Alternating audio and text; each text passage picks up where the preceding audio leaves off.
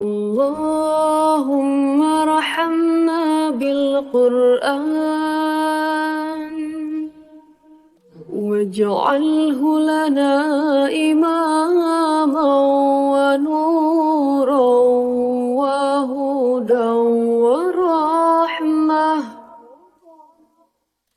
اللهم ذكرنا منه ما نسينا وعلمنا منه ما جهلنا وارزقنا تلاوته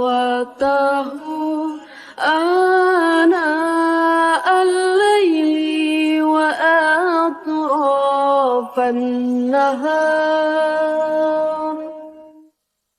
واجعله لنا حجة يا رب العالمين.